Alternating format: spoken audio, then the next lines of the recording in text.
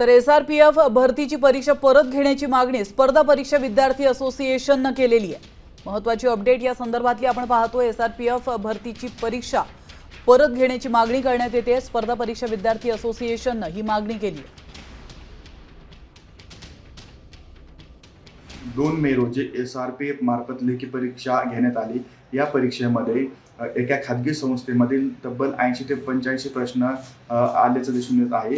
एखाद्या खाजगी कोचिंग क्लासेसमधील किंवा त्या खाजगी कोचिंग क्लासेसच्या प्रश्नसंचातील एवढ्या मोठ्या स्वरूपातील प्रश्न एखाद्या भरतीच्या शासकीय भरती प्रक्रियेत येणं ही फार मोठी गंभीर बाब आहे।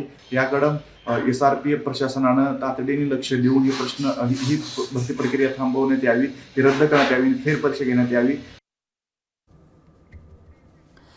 हे प्रकरण नेमकं काय आहे आपण पाहूयात ग्राफिक्सच्या माध्यमातून सविस्तर।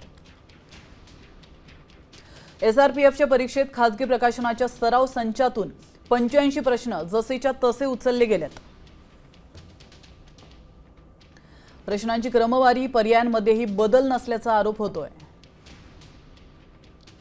SRPF गट 5 दौंडमध्ये शिपाई पदासाठी 100 गुणांची लेखी परीक्षा शनिवारी इंदापुरात झाली। सराव प्रश्नसंच 10 या प्रश्नपत्रिकेतील सलग 85 प्रश्न SRPFच्या प्रश्नसंच A मध्ये जशीच्या तसे आढळलेत।